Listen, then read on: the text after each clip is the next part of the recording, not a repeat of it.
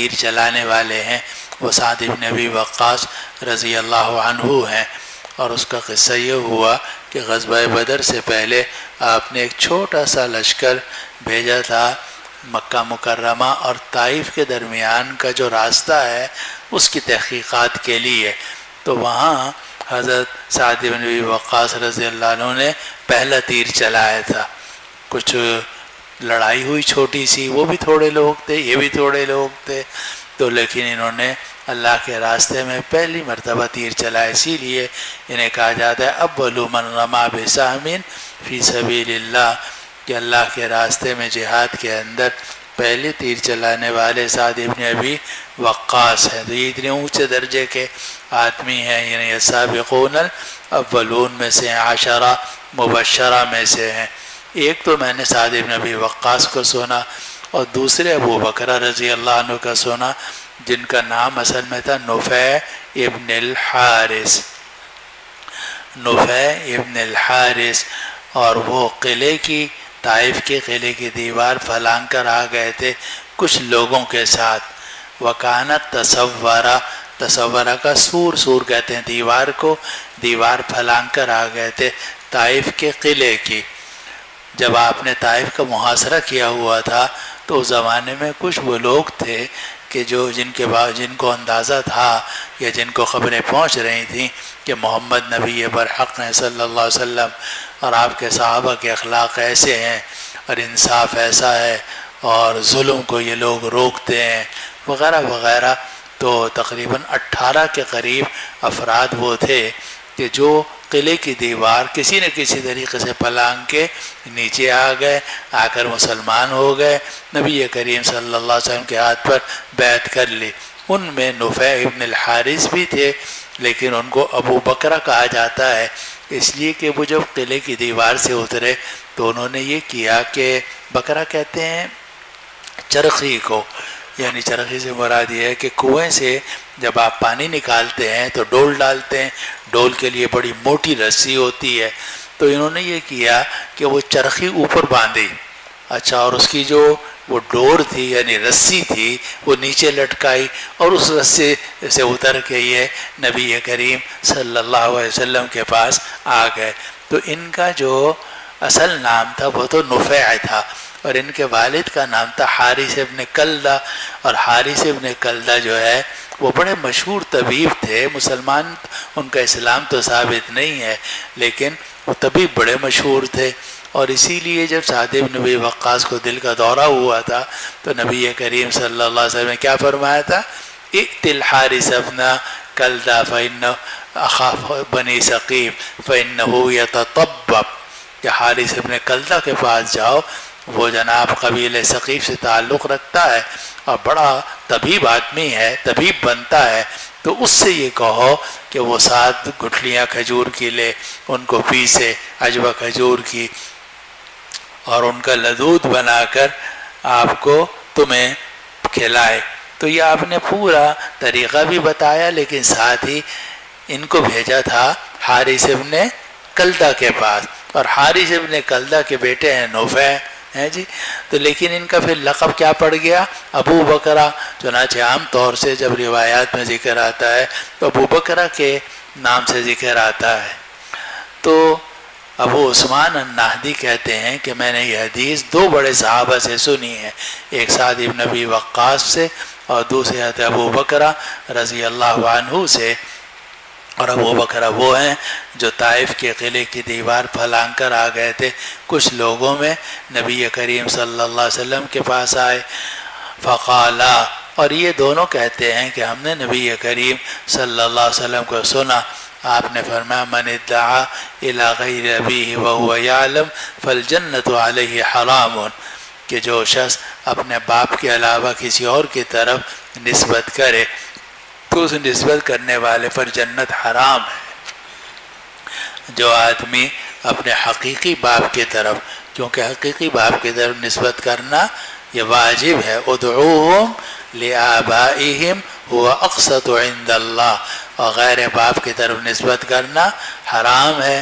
آپ نے فرمایا جو آدمی جان بوجھ کر غیر باپ کی طرف نسبت کرے گا تو جنت اس کے اوپر حرام ہے، چاہے وہ اب قریب کا ہو چاہے اب بعید کا ہو۔ ایک آدمی سید نہیں ہے لیکن وہ لکھ رہا ہے کہ میں سادات میں سے ہوں، بنو ہاشم میں سے ہوں، نبی کریم صلی اللہ علیہ وسلم کی اولاد میں سے ہوں۔ ایک آدمی صدیقی نہیں ہے، ابو بکر صدیق کی اولاد میں سے نہیں ہے، مگر لکھ رہا ہے کہ جناب میں صدیقی ہوں، تو فالجنت علیہ حرام۔ ایک آدمی عثمان غنی کی اولاد میں سے نہیں ہے پھر بھی لکھ رہا ہے عثمانی۔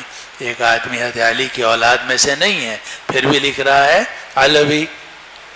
ایک آدمی انصار میں سے نہیں ہے پھر بھی لکھ رہا ہے انصاری۔ ایک آدمی قبیلہ قریش میں سے نہیں ہے پھر بھی لکھ رہا ہے قریشی۔ فالجنت علیہ حرام، تو جنت اس کے اوپر حرام ہے اور اس کا جنت میں داخلہ نہیں ہوگا۔ یہ روایت نقل کی ابو عثمان نہدی رضی اللہ عنہ نے 2 صحابہ سے۔ اچھا جی، ہشام کہتے ہیں کہ معمر نے عاصم سے اور عاصم نے ابو العالیہ یا ابو عثمان النہدی سے یہ روایت نقل کی اور کہا کہ میں نے سعد اور ابو بکر رضی اللہ عنہ دونوں کو سنا کہ انہوں نے نبی کریم صلی اللہ علیہ وسلم سے یہ روایت نقل کی ہے۔ تو عاصم کہتے ہیں کہ یہ جو گواہی دی ہے تمہارے پاس، یہ ایسے 2 آدمیوں نے دی ہے، حسبک بہما، کہ یہی 2 کافی ہیں۔ یعنی یہ جو حدیث ہے ان 2 صحابہ کے علاوہ اور بھی صحابہ نے نقل کی ہے، لیکن اگر کوئی اور صحابی نقل نہ کرتا اور صرف یہی 2 صحابی نقل کرتے تو بھی کافی ہے، کیونکہ ایک السابقون الاولون 10 مبشرہ میں سے ہیں اور دوسرے جو ہیں وہ طائف میں خود اسلام لا کر قبول کرنے والوں میں سے ہیں۔ تو قال اجل، ابو عثمان نہدی نے کہا کہ بالکل ٹھیک کہہ رہے ہو، ان میں سے ایک تو وہ ہے کہ جس نے اللہ کے راستے میں تیر پھینکا تھا، سب سے پہلا تیر پھینکا تھا، یعنی سعد بن ابی وقاص، اور دوسرا وہ آدمی ہے جو نبی کریم صلی اللہ علیہ وسلم کی طرف اتر کر آیا تھا۔ اور یہ طائف کے 23 افراد تھے، 18 نہیں بلکہ 23 افراد تھے کہ جو آہستہ آہستہ کر کے طائف سے اترے اور آ کر اسلامی لشکر کے اندر شامل ہو گئے اور مسلمان ہو گئے۔ چلو جی، وبه قال حدثنا محمد، بہت ہی یہ جو حضرت نفیع ابن الحارث ابو بکرہ نے کہا اور سعد بن ابی وقاص نے کہا، اس کی ایک اور پس منظر بھی ہے تو وہ یہاں بتانا مشکل ہے، لیکن آپ چاہو تو وہ جو کتاب ہے ہمارے حضرت کی، حضرت معاویہ اور تاریخی حقائق، حضرت معاویہ رضی اللہ عنہ اور تاریخ حقائق جو مودودی صاحب کے جواب میں لکھی ہے خلافت و ملوکیت میں، تو وہاں حضرت معاویہ رضی اللہ عنہ پر یہ اعتراض کیا گیا ہے کہ زیاد جو ہے، زیاد ابن عبید جو تھا تو اس کا نسب اصل میں حارث ابن کلدہ کی باندی سے ثابت تھا، تو جناب یہ حضرت معاویہ رضی اللہ عنہ نے ابو سفیان سے اس کا نسب کیوں ثابت کیا، کیسے ثابت کیا، بڑی بحث ہے اس کے اندر۔ تو وہ یہ اصل میں یہ جو قصہ ہے نا کہ جناب نفیع ابن الحارث یہ کہہ رہے ہیں، تو نفیع ابن الحارث کو خاص طور پر اس لیے ذکر کیا گیا کہ یہ حارث ابن کلدہ کے بیٹے تھے۔ چلو جی، وبه قال حدثنا محمد بن العلاء قال حدثنا ابو اسامة عن بريد بن عبد الله عن ابي بردة عن ابي موسى رضي الله تعالى عنه وعنهم قال كنت عند النبي صلى الله عليه وسلم وهو نازل بالجعرانة بين مكة والمدينة ومعه بلال، فأتى النبي صلى الله عليه وسلم أعرابي فقال ألا تنجز لي ما وعدتني، فقال له أبشر، فقال قد أكثرت علي من أبشر، فأقبل على أبي موسى وبلال كهيئة الغضبان، فقال رد البشرى، فأقبلا أنتما، قال قبلنا، ثم دعا بقدح فيه ماء فغسل يديه ووجهه فيه ومج فيه، ثم قال اشربا منه وأفرغا على وجوهكما ونحوركما وأبشرا، فأخذا القدح ففعلا، فنادت أم سلمة رضي الله تعالى عنها من وراء الستر أن أفزلا لأمكما، فأفزلا لها منه طائفة۔ ابو موسیٰ اشعری رضی اللہ عنہ فرماتے ہیں کہ میں نبی کریم صلی اللہ علیہ وسلم کے پاس تھا اور آپ جعرانہ میں اترے ہوئے تھے، مکہ اور مدینہ کے درمیان، اور آپ کے ساتھ حضرت بلال بھی تھے۔ تو نبی کریم صلی اللہ علیہ وسلم کے پاس ایک دیہاتی آیا اور آ کر کہا الا تنجز لی ما وعدتنی، آپ کیوں مجھے پورا نہیں کرتے وہ وعدہ جو آپ نے مجھ سے کیا تھا، آپ نے کہا تھا میں پیسے دوں گا جب مال غنیمت تقسیم ہوگا، تو آپ بھی وہ وعدہ کیوں پورا نہیں کرتے؟ آپ نے فرمایا ابشر، تم خوش ہو جاؤ۔ ابشر یہ عربی زبان میں استعمال ہوتا ہے، خوش ہو جاؤ، بشارت حاصل کرو، اور مقصد یہ ہوتا ہے کہ ٹھیک ہے بھی کرتا ہوں۔ ابشر کا مطلب ابشر یہ آج کل بہت استعمال ہوتا ہے عرب دنیا کے اندر، شاید آپ نے سنا ہوگا ابشر۔ تو ابشر کا آپ کسی دفتر میں جاؤ اور اس سے کہو بھائی یہ کام میرا کر دو، تو وہ کہے گا ابشر۔ تو ابشر کا مطلب یہ کہ کر دوں گا، ذرا تھوڑا سا صبر سے کام لو۔ تو نبی کریم صلی اللہ علیہ وسلم نے اسے فرمایا کہ ابشر، کہ تم بشارت حاصل کرو، یعنی تمہارا کام ہو جائے گا۔ لیکن وہ بھی دیہاتی تھا، پکا دیہاتی ہوتے ہیں۔ الاعراب اشد کفرا ونفاقا واجدر الا يعلموا حدود ما انزل اللہ علی رسولہ۔ تو وہ کہنے لگا کہ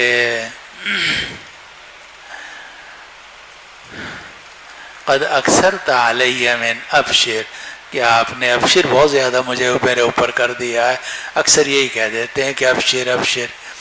تو نبی کریم صلی اللہ علیہ وسلم غصے ہو گئے، آپ کے چہرے مبارک پر غصے کا اثر آ گیا، اور آپ ابو موسیٰ اشعری اور بلال حبشی رضی اللہ عنہ کی طرف متوجہ ہوئے کہیئت الغضبان، اور ایسا لگتا تھا کہ آپ غصے میں ہیں، چہرے مبارک پر غصے کا اثر آ گیا۔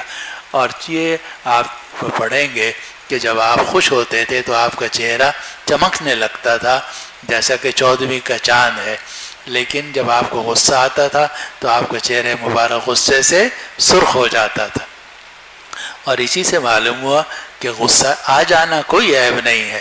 اگر غصہ آ جائے اور آپ کا چہرہ غصے سے سرخ ہو جائے، اس حد تک کوئی حرج نہیں ہے، بلکہ بعض روایتوں میں تو یہ آتا ہے کہ آپ اتنے غصے ہوئے اور اتنا غصہ آیا کہ کانما فقی فی وجنتیہ الرمان، کہ ایسا لگتا تھا کہ آپ کے گالوں کے اندر سرخ انار ٹپکا دیا گیا ہے، اور اتنا چہرہ غصے سے سرخ ہو گیا۔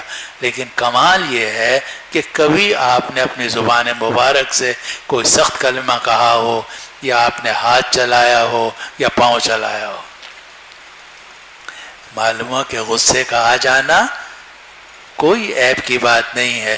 جب غلط بات ہوگی تو غصہ تو آئے گا انسان کو، لیکن والکاظمین الغیظ والعافین عن الناس، اسی لیے علماء نے لکھا کہ جنت کی تیار کی گئی ہے ان لوگوں کے لیے جو غصہ پینے والے ہیں، یہ نہیں کہا بل فاقدین الغیظ، کہ جن کو غصہ آتا ہی نہیں ہے، نہیں، غصہ آتا ہے مگر پی جاتے ہیں۔ تو نبی کریم صلی اللہ علیہ وسلم کو بھی غصہ آتا تھا، صحابہ کرام کو بھی غصہ آتا تھا، اور جناب صحابہ کرام تو یہ کہتے ہیں ہمیں شہوت بہت ہوتی تھی، جیسا کہ آپ نے روایتوں میں پڑھا اور آگے بھی پڑھیں گے۔ تو غصے کا آ جانا، شہوت کا ہونا، پیاس لگنا، بھوک لگنا، سردی لگنا، گرمی لگنا، یہ سب طبعی چیزیں ہیں، ان کے ہونے میں کوئی عیب نہیں ہے۔ خرابی اس وقت پیدا ہوتی ہے جب آپ غصے کے اندر بکواس شروع کرتے ہو اور زبان چلانا شروع کر دیتے ہو، یا ہاتھ چلانا شروع کر دیتے ہو، یا پاؤں چلانا شروع کر دیتے ہو، وہاں سے خرابی پیدا ہوتی ہے۔ ورنہ غصہ آتا ہے آتا رہے، پیو گے تو جنت آپ کے لیے تیار ہے۔ وعدت للمتقین والکاظمین الغیظ والعافین عن الناس۔ تو نبی کریم صلی اللہ علیہ وسلم کو غصہ آیا، اور آپ نے ان دونوں سے کہا کہ اس دیہاتی نے تو بشارت کو رد کر دیا، تم دونوں میری بشارت قبول کر لو۔ تو حضرت ابو موسیٰ اشعری بلال نے کہا قبلنا، کہ یا رسول اللہ ہم یہ بشارت قبول کرتے ہیں۔ تو آپ نے ایک پیالہ منگوایا جس میں پانی تھا، آپ نے اپنے ہاتھوں کو دھویا، چہرے کو دھویا، اس میں کلی کی، اور آپ نے ان دونوں حضرات سے فرمایا کہ تم دونوں اس میں سے پی لو، اور اپنے چہرے کے اوپر یہ پانی بہا لو، گردن کے اوپر بھی، اور بشارت حاصل کرو جنت کی۔ ان دونوں نے ایسا ہی کیا، اور ان دونوں نے پیالہ لے لیا اور ایسا ہی کیا۔ پردے کے پیچھے سے ام سلمہ دیکھ رہی تھی، معلوم ہے کہ عورت اگر جھانک لے اور باہر مردوں کو دیکھ لے تو فی نفسی حرام نہیں ہے، جبکہ فتنے کا اندیشہ نہ ہو، قید احترازی۔ تو حضرت ام سلمہ رضی اللہ عنہا نے اندر سے جھانکا اور وہ دیکھ رہی تھی، انہوں نے پیچھے سے آواز لگائی ان افضل لامکما، اپنی امی کے لیے بھی کچھ چھوڑ دینا، سارا پانی مت پی جانا، اپنی امی کے لیے بھی یہ تبرک چھوڑ دینا۔ فافضل لها منه طائفة، تو ان دونوں نے ام سلمہ کے لیے اس پانی میں سے کچھ حصہ چھوڑ دیا۔ طائفہ کا مطلب ٹکڑا، یعنی پانی کا کچھ حصہ۔ چلو جی۔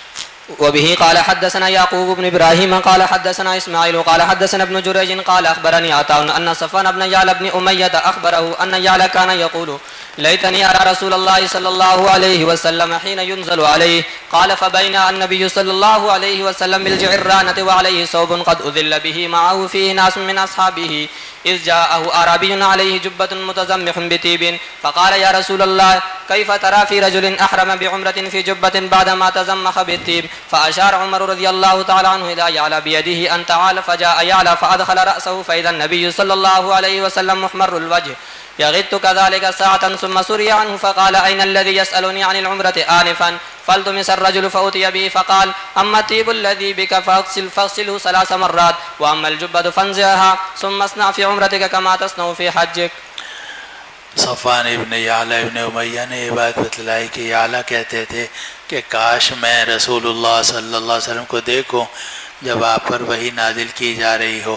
تو اسی درمیان نبی کریم صلی اللہ علیہ وسلم جعرانہ میں آ کر ٹھہرے اور آپ پر ایک کپڑا تھا، اس کپڑے کو کا سایہ کیا گیا تھا آپ کے اوپر، یعنی اوپر کپڑا پھیلا دیا گیا تھا تاکہ اس کے سائے میں آپ تشریف رکھ سکیں۔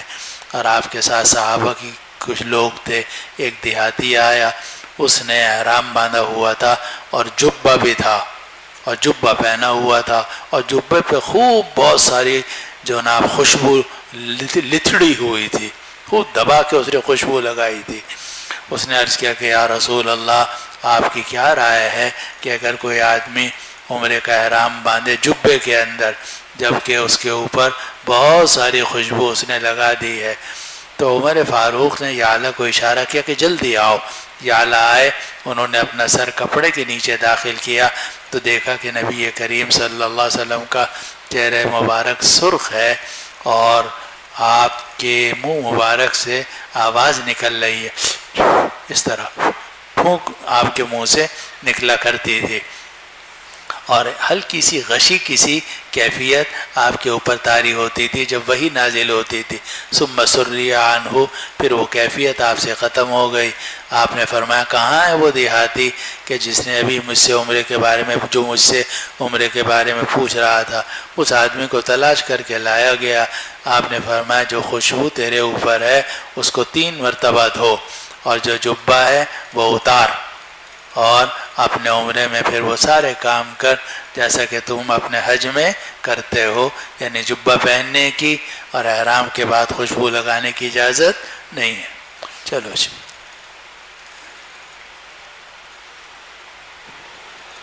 نام شفیق الرحمن، تعلق ضلع بٹگرام سے، جامعہ میں 2 سال ہے۔ اس سے پہلے امام اعظم ابو حنیفہ مدرسہ ضلع حویلیہ میں پڑھا ہے۔ بسند المتصل منا إلى الإمام الهمام الحافظ الحجة أمير المؤمنين في الحديث أبي عبد الله محمد بن إسماعيل بن إبراهيم بن المغيرة بن البرزبة الجعفي البخاري رحمه الله تعالى ومتعنا بعلومه وبركاته آمين۔ قال حدثنا موسى بن إسماعيل قال حدثنا وهيب قال حدثنا عمرو بن يحيى عن عباد بن تميم عن عبد الله بن زيد بن عاصم رضي الله عنهما وعنهم قال لما أفاء الله على رسوله يوم حنين قسم في الناس في المؤلفة قلوبهم ولم يؤت الأنصار شيئا فكأنهم وجدوا إذ لم يصبهم ما أصاب الناس أو كأنهم وجدوا إذ لم يصبهم ما أصاب الناس فخطبهم فقال يا معشر الأنصار ألم يجدكم ذلالا فهداكم الله بي وكنتم متفرقين فألفكم الله بي وعالة فأغناكم الله بي كلما قال شيئا قالوا الله ورسوله آمنوا قال ما يمنعكم أن تجيبوا رسول الله صلى الله عليه وسلم كلما قال شيئا قالوا الله ورسوله آمنا قال لو شئتم قلتم جئتنا كذا وكذا أترضون أن يذهب الناس بالشاة والبعير وتذهبون بالنبي إلى رحالكم لولا الهجرة لكنت امرأ من الأنصار ولو سلك الناس واديا وشعبا لسلكت وادي الأنصار وشعبها الأنصار شعار والناس دثار. پورا ہو گیا. انکم ستلقون بعدی اسرة فاصبروا حتى تلقونی علی الحوض. بس اب یہ روایت نقل کی کہ جب اللہ تعالیٰ نے اپنے رسول کو مال فیع عطا فرمایا حنین والے دن، تو حنین میں بہت مال ملا تھا. 24,000 اونٹ تھے مولانا، 40,000 بکریاں، 24,000 اونٹ. یعنی قبیلہ حوازن کے لوگوں کا کام ہی یہی تھا کہ وہ جناب مویشی پالتے تھے. تو جو مال غنیمت حاصل ہوا اس میں 24,000 اونٹ اور 40,000 بکریاں. اسی لیے آپ نے مؤلفۃ القلوب کو 100 اونٹ دیے. مؤلفۃ القلوب کو یعنی وہ لوگ جو ابھی نئے نئے مسلمان ہوئے تھے اور جن کی ساری زندگی اسلام کی مخالفت کے اندر گزری تھی. اب ظاہر ہے کہ اگر سال 10 سال گزر گئے ہوں یا 13 سال 23 سال گزر گئے ہوں اسلام کی مخالفت میں، پھر آدمی مسلمان ہوتا ہے تو پرانے اثرات دور ہوتے ہوتے وقت لگتا ہے. تو نبی کریم صلی اللہ علیہ وسلم نے ان لوگوں کو جو نئے نئے مسلمان ہوئے تھے فتح مکہ کے موقع پر، جن کو مؤلفۃ القلوب کہا جاتا ہے، ان کو بہت دیا اور ایک ایک آدمی کو 100 اونٹ دیے. آپ کے حاشیے میں لکھا ہوا ہم اناس اسلموا یوم الفتح اسلاما ضعیفا وقد سرد ابن طاہر فی المبہمات له اسماءهم وهم ابو سفیان ابن حرب وسہیل ابن عمرو حوید ابن عبد العزى حکیم ابن حزام ابو السنابل ابن بعکک صفوان ابن امیہ عبد الرحمن ابن یربوع عیینہ ابن حسن الفزاری اقرع ابن حابس التیمی عمرو ابن الأیم التیمی عباس ابن المرداد السلم. سارے کو کئی نام ہیں تو جن کو مؤلفۃ القلوب میں شمار کیا گیا، اور آپ نے ان کو بہت بڑی رقمیں بھی دیں اور ساتھ ساتھ ان کو جانور بہت دیے تاکہ کسی طریقے سے ان کے دل سے وہ شکست کے اثرات ختم ہو جائیں. شکست کے اثرات، کیونکہ ظاہر ہے کہ شکست تو کھا گئے تھے وہ، اور شکست کھانے کے بعد اسلام بھی قبول کر لیا تھا، اسلام بھی سچا تھا، لیکن اس کے باوجود جو ایک طویل عرصے کی دشمنی چلی آ رہی ہو، اگر آپ کی اور چچا زاد بھائیوں کی دشمنی ہو، آپ اپنے علاقے پہ غور کر لو. یہ انسانی فطرت ہوتی ہے کہ اگر 30 سال تک یا 20 سال تک آپ کی لڑائی چلتی رہی کسی خاندان کے کسی دوسرے خاندان سے، کسی کنبے کے دوسرے کنبے سے، بعد میں صلح بھی ہو جائے اور آپ بڑوں کو کہنے سے ہاتھ بھی ملا لو تو بھی جناب وہ بڑا وقت لگتا ہے نکلنے میں. اور سب کو چھوڑو، اگر 2 طالب علموں میں لڑائی ہو جائے تھوڑی دیر کے لیے ہے جی، اور اس کے بعد ناظم جو ہے دارالقامہ وہ کسی طرح ان دونوں کی صلح کرا دیں اور ہاتھ بھی ملا دیں اور کیا معانقہ بھی کرو، تو دونوں معانقہ بھی کر لیں ہوں گے، ایک دوسرے لعنت بھی بھیج رہے ہوں گے. لیکن اگر ان میں سے ایک دوسرے کے ساتھ احسان کرتا رہے تو پھر دوسرا بھی پگھل جاتا ہے. دوسرا سوچتا ہے کہ یار جب یہ اتنا میرے ساتھ اب احسان کر رہا ہے، اس کا مطلب یہ ہے کہ اس نے ساری پرانی چیزوں کو اب معاف کر دیا. یہ ایک عام انسانی فطرت ہے. تو اس عام انسانی فطرت کو کبھی بھی نظر انداز نہیں کرنا چاہیے. اور آپ لوگ جو ہے نا، آپ تو اسلام کو فطرت کے خلاف سمجھتے ہو، اور حالانکہ اگر آپ احادیث پڑھو تو احادیث سے آپ کو معلوم ہوگا کہ اسلام ہمیشہ فطرت کے مطابق چلتا ہے. وہ لوگوں کو کی فطرت کو توڑنے کے لیے نہیں آیا، بلکہ لوگوں کی فطرت کو موڑنے کے لیے آیا ہے. چنانچہ وہ شہوت کو ختم نہیں کرتا، غصے کو ختم نہیں کرتا، اور ان چیزوں کو ختم نہیں کرتا، ان کا رخ موڑتا ہے جائز چیزوں کی طرف، تاکہ کسی طریقے سے یہ جو چیزیں ہیں یہ حد شرعی کے اندر نکل جائیں. تو نبی کریم صلی اللہ علیہ وسلم نے ان پرانے دشمنوں کی، جن کی ساری زندگی مسلمانوں کے خلاف گزری تھی آپ نے ان پر بڑے احسانات کیے. ایک تو ان کو معاف کر دیا حالانکہ انہوں نے بڑے مسلمانوں کو شہید کیا تھا. اس کے علاوہ پھر ان کو تحفے دیے اور تحفے بھی اتنے کہ جناب انصار کو شکایت ہونے لگی کہ نبی کریم صلی اللہ علیہ وسلم اپنے قبیلے کے لوگوں کو نواز رہے ہیں. اچھا جی، اس سے متعلق روایت یہ ہے کہ جب اللہ نے اپنے رسول کو حنین والے دن مال فے عطا کیا تو آپ نے لوگوں میں تقسیم کی مؤلفۃ القلوب کے اندر، اور انصار کو کچھ نہیں دیا. فکأنہم وجدوا، تو گویا کہ ان کو رنج ہوا، اذ لم یصبہم ما اصاب الناس، جب ان کو وہ چیزیں نہیں ملی جو لوگوں کو ملی تھیں. سب کو 100 اونٹ دیے جا رہے ہیں، انصار کو کچھ بھی نہیں مل رہا، حالانکہ 10 سال سے وہ نبی کریم 8 سال سے نبی کریم صلی اللہ علیہ وسلم کے ساتھ جہاد میں شریک تھے. تو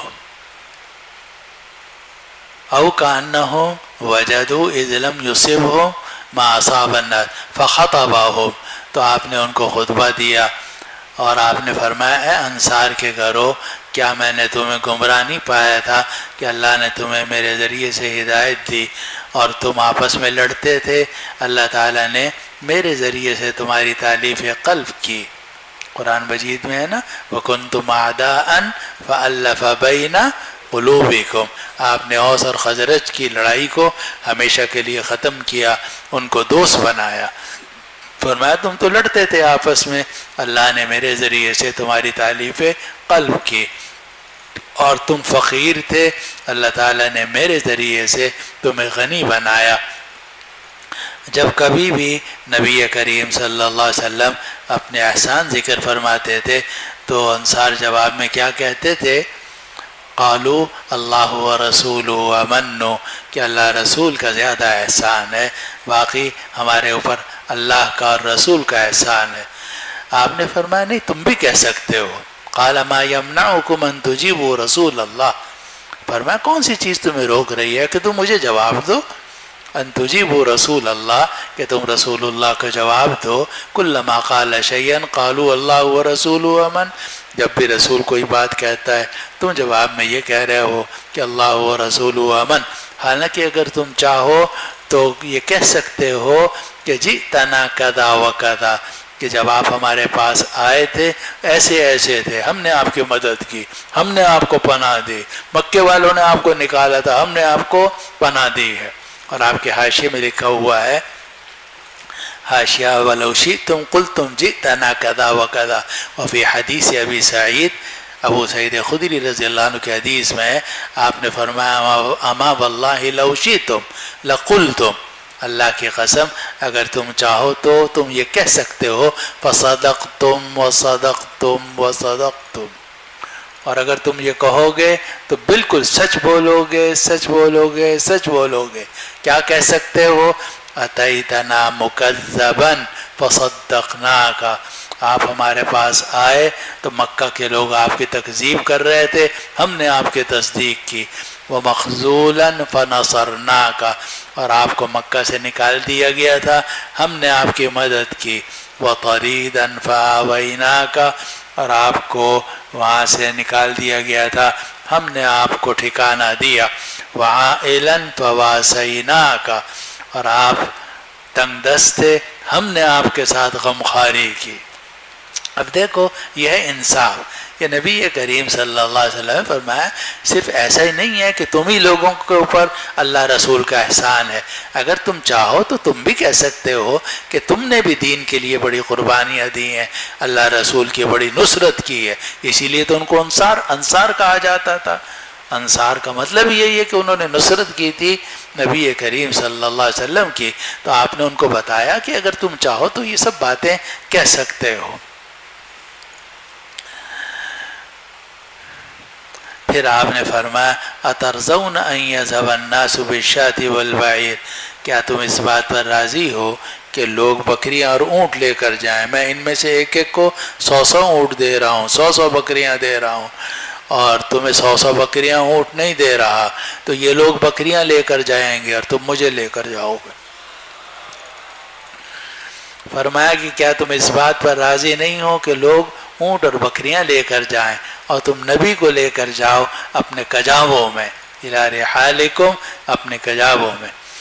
اگلی بات یہ سمجھو کہ انصار کو ایک اور بھی ڈر ہو گیا تھا کہ حضور نے مکہ فتح کر لیا ہے، ایسا نہ ہو کہ آپ مکہ ہی میں ٹھہر جائیں اور یہ نعمت ہم سے چھن جائے، اور ساری برکتیں تو نبی کریم صلی اللہ علیہ وسلم کے ذات اقدس کے تو فعل ہیں، تو اگر آپ ہم سے محروم ہو گئے، ہم آپ سے محروم ہو گئے تو جناب ہمارے لیے تو بڑی مشکل۔ آپ نے فرمایا نہیں، میں تمہارے ساتھ ہی رہوں گا اور میں جاؤں گا، تمہارے ساتھ جاؤں گا۔ المحیا محیاکم والممات مماتکم، زندہ رہوں گا تمہارے ساتھ زندہ رہوں گا، اور موت آئے گی تو تمہارے ساتھ آئے گی۔ تو آپ نے فرمایا کہ لولا الہجرہ لکنت امرأ من الانصار، اگر ہجرت کی فضیلت نہ ہوتی تو میں انصار کا ایک آدمی ہوتا، یعنی مجھے تم لوگوں سے محبت ہے، اور اگر ہجرت کی فضیلت نہ ہوتی، کیونکہ ہجرت کی فضیلت زیادہ ہے، ہجرت کی فضیلت زیادہ ہے، کیونکہ آپ پڑھ چکے ہیں کہ ان الہجرۃ تہدم ما کان قبلہا، تو ہجرت کی تو بڑی فضیلت ہے۔ تو آپ نے فرمایا ہجرت کی بڑی فضیلت ہے اور وہ تو میں نہیں چھوڑ سکتا، لیکن اگر ہجرت نہ ہوتی تو میں انصار کا ایک آدمی بننا پسند کرتا، اور فرمایا اگر لوگ کسی وادی میں یا گھاٹی میں جائیں گے تو میں انصار کی وادی اور گھاٹی میں جاؤں گا۔ پھر آپ نے فرمایا الانصار شعار والناس دثار، انصار شعار ہیں اور لوگ دثار ہیں۔ شعار کہتے ہیں اس لباس کو، شعار کہتے ہیں اس لباس کو جو آپ اپنے بالوں کے ساتھ، جسم کے بالوں کے ساتھ پہنتے ہیں، مثلا بنیان بعض لوگ پہنتے ہیں اندر، تو وہ آپ کے بالوں کے ساتھ ہوتا ہے، اور اوپر آپ ایک قمیص پہن لی، پھر واسکٹ ڈال لی، تو وہ جو اندر کا بنیان ہے جو آپ کے جسم کے ساتھ لگا ہوا ہے وہ ہے شعار، اور جو آپ نے واسکٹ لوگوں کے لیے ڈالی ہے وہ ہے دیسار۔ تو آپ نے فرمایا انصار شعار ہیں اور عام لوگ میرے لیے دیسار ہیں، وہ میرے جسم کا حصہ ہیں اور میرے سینے سے لگے ہوئے ہیں، اور یہ جو لوگ ہیں جو باہر سے اب مسلمان ہوئے ہیں میں ان کے ساتھ حسن سلوک کر رہا ہوں، یہ اوپر کی زینت ہیں۔ الانصار و شعار، انصار شعار ہیں یعنی وہ کپڑے ہیں جو جسم کے بالوں کے ساتھ ملحق ہوتے ہیں، اور باقی جو لوگ ہیں وہ دثار ہیں، یعنی وہ کپڑے ہیں جو اوپر سے ڈالے جاتے ہیں۔ دثرونی دثرونی آپ نے پڑھ لیا ہوگا۔ اور فرمایا کہ دیکھو ابھی میں نے تمہارے اوپر دوسروں کو ترجیح دی ہے، تمہیں 100 اونٹ نہیں دیے، اور میں نے مؤلفۃ القلوب کو 100 اونٹ دیے ہیں، یہ تو ابھی میں نے ترجیح دی ہے تمہارے اوپر، آئندہ بھی تمہارے اوپر ترجیح دی جائے گی، اس وقت صبر سے کام لینا۔ انکم ستلقون بعدی اثارتن، اثارتن بھی پڑھ سکتے ہیں، اسرتن بھی پڑھ سکتے ہیں، اسرتن بھی پڑھ سکتے ہیں، تینوں اس میں لغت ہیں۔ تم میرے بعد ترجیح دیکھو گے، فاصبروا حتی تلقونی علی الحوض، تو تم صبر سے کام لینا یہاں تک کہ حوض کوثر پر آ کر مجھ سے مل لو۔ چلو جی۔ وبه قال حدثني عبد الله بن محمد قال حدثنا هشام قال أخبرنا معمر عن الزهري قال أخبرني أنس بن مالك رضي الله عنه وعنهم قال ناس من الأنصار حين أفاء الله على رسوله ما أفاء من أموال هوازن، فتفق النبي صلى الله عليه وسلم يعطي رجالا 100 من الإبل، فقالوا يغفر الله لرسول الله صلى الله عليه وسلم يعطي قريشا ويتركنا وسيوفنا تقطر من دمائهم۔ انصار کہنے لگے کہ اللہ تعالیٰ رسول اللہ کی مغفرت فرمائے کہ وہ قریش کو تو دے رہے ہیں اور ہمیں چھوڑ رہے ہیں، اور حال یہ ہے کہ ہماری تلواریں ان قریش کے لوگوں کے خون سے ٹپک رہی ہیں۔ 8 سال تک ہم نے ان قریش کے لوگوں کا مقابلہ کیا، اور جناب اب یہ انہوں نے اسلام قبول کر لیا تو ان کو 100 اونٹ مل رہے ہیں، ہمیں کچھ بھی نہیں مل رہا۔ جی۔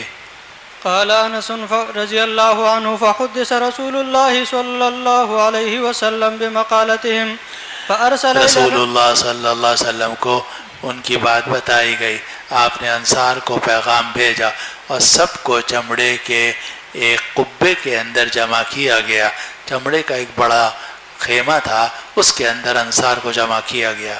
جی. فارسل إلى الأنصار فجمعهم في قبة من أدم ولم يدع معهم غيرهم فلما اجتمعوا قام النبي صلى الله عليه وسلم فقال ما حدیث بلغنی عنکم. جب سب جمع ہو گئے تو آپ نے فرمایا بھئی کیا بات ہے جو تم لوگوں سے مجھے پہنچی ہے کہ تم کچھ ناراضگی ہے، کیا بات ہے؟ فقال فقهاء الأنصار أما رؤساؤنا يا رسول الله صلى الله عليه وسلم فلم يقولوا شيئا وأما ناس منا حديثة أسنانهم فقالوا يغفر الله لرسول الله يعطي قريشا ويتركنا وسيوفنا تقطر من دمائهم. جب جمع ہو گئے تو آپ نے فرمایا وہ کیا بات ہے جو تمہاری طرف سے مجھے پہنچی ہے؟ تو جو انصار کے فقہا تھے، سمجھدار لوگ تھے، بڑے لوگ تھے، انہوں نے عرض کیا کہ یا رسول اللہ ہمارے جو بڑے بڑے سردار ہیں انہوں نے کوئی ایسی بات نہیں کی، البتہ نوجوان ہیں، ان کے دانت نئے نئے ہیں. حدیثۃ اسنانہم، ان کے دانت نئے نئے ہیں، یعنی ان کی عمریں ابھی کم ہیں، جذباتی لوگ ہیں، انہوں نے یہ باتیں کہی ہیں کہ اللہ تعالیٰ رسول اللہ کو معاف فرمائے، قریش کے لوگوں کو 100 اونٹ دے رہے ہیں، اور یغفر اللہ لرسول اللہ یعطی قریشا ویترکنا وسیوفنا تقطر من دمائهم. جی. فقال النبي صلى الله عليه وسلم فإني أعطي رجالا حديث عهد بكفر أتألفهما ما ترضون أن يذهب الناس بالأموال وتذهبون بالنبي إلى رحالكم فوالله لما تنقلبون به خير مما ينقلبون به. نبی کریم صلی اللہ علیہ وسلم نے فرمایا میں دے رہا ہوں ایسے لوگوں کو جو کفر کے ساتھ نئے زمانے والے ہیں، حدیثی عہد بکفرہم، بکفرین، جو کفر کے ساتھ نئے زمانے والے ہیں، یعنی طویل زمانہ ان کا کفر میں گزرا ہے، اسلام کے مقابلے میں اور اسلام کی مخالفت میں، صحابہ کی اور ہماری مخالفت میں گزرا ہے، ابھی نئے نئے مسلمان ہوئے ہیں. اتألفوہم، میں ان کی تالیف قلب کر رہا ہوں. معلوم ہے کہ تالیف قلب کے لیے یہ طریقہ سنت کے مطابق ہے کہ آدمی ہدیہ دے، اسی لیے حدیث میں آتا ہے تہادو، ایک دوسرے کو ہدیہ دو، اس سے آپس میں محبت پیدا ہوگی. اگر آپ کی پرانی دشمنی کسی سے چلی آ رہی ہے اور 10 سال 20 سال لڑائی کے گزرے ہیں، اب صلح ہوئی ہے، تو ظاہر ہے کہ 20 سال کا جو زخم ہے مولانا وہ 20 دن میں بھی مشکل سے نکلتے ہیں. تو ہو سکتا ہے 20 مہینے میں نکل جائیں، لیکن اس کے لیے تدبیریں کرنی پڑتی ہیں. جسم اگر ویسے کوئی زخم لگا ہوا ہو وہ جناب اتنی جلدی ٹھیک نہیں ہوتا، اس کو بھی مرہم وغیرہ لگانا پڑتا ہے. بالکل اسی طرح اگر جراحات السنان لہل تیام ولا یلتام ما جرح اللسان، تو جو اندر زخم لگے ہوئے ہیں دل کے اندر، تو ان پر مرہم رکھنے کے لیے یہ تالیف قلب کے لیے ہدیہ دیا گیا اور لیا گیا، اور یہ سنت ہے نبی کریم صلی اللہ علیہ وسلم کی، تاکہ جو اندر کے زخم ہیں وہ کسی طرح مندمل ہوں اور آپس کی محبت بڑھتی چلی جائے. تو آپ نے فرمایا اتألفوہم، میں ان کی تالیف قلب کر رہا ہوں. پھر آپ نے عجیب جملہ فرمایا، کیا تم اس بات پر راضی نہیں ہو کہ لوگ اموال لے کر جائیں اور تم نبی کو لے کر جاؤ اپنے کجاموں کی طرف؟ لوگ اونٹ اور بکریاں لے کر جائیں اور تم نبی کو لے کر جاؤ. فواللہ لما تنقلبون به خیر مما ينقلبون به، اللہ کی قسم جو تم لوگ لے کر جاؤ گے وہ بہتر ہے اس چیزوں سے یا ان چیزوں سے، ان مویشیوں سے جو وہ لے کر جائیں گے. جب انسان نے یہ بات سنی تو ظاہر ہے کہ ان کے سب صحابہ تھے، دل ان کے پگھل گئے. عرض کیا یا رسول اللہ قد رضینا. جی. قالوا يا رسول الله قد رضينا فقال لهم النبي صلى الله عليه وسلم ستجدون إسرة شديدة فاصبروا حتى تلقوا الله ورسوله صلى الله عليه وسلم فإني على الحوض.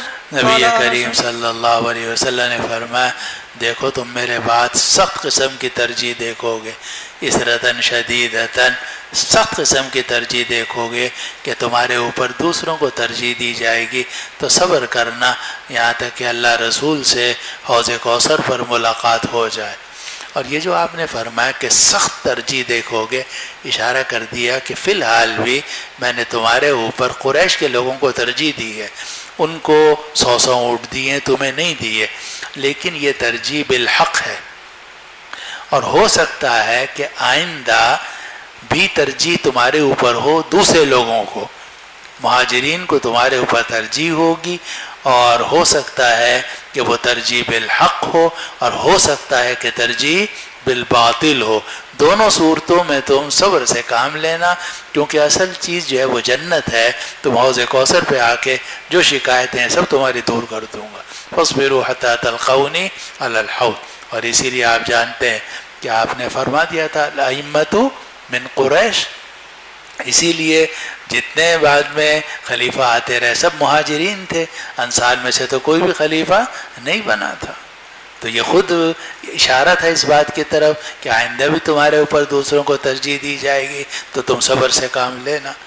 انس ابن مالک فرماتے ہیں فلم یصبروا، لیکن انصار نے صبر نہیں کیا۔ یہ تواضعاً فرما دی انس ابن مالک رضی اللہ عنہ نے، ورنہ اس میں کیا شبہ ہے کہ انصار نے بے پناہ صبر کیا ہے، ہر موقع پر صبر سے کام لیا، نصرت کی ہے نبی کریم صلی اللہ علیہ وسلم کی، صحابہ کی، اسلام کی، مسلمانوں کی، اپنی جان مال قربان کی ہے، اور صبر سے کام لیا ہے، پہلے بھی اور بعد میں بھی۔ تو یہ انس ابن مالک رضی اللہ عنہ کا قول تواضع پر معمول ہے، حقیقت تو یہ ہے کہ صبر ہی صبر تھا ان کا۔ جی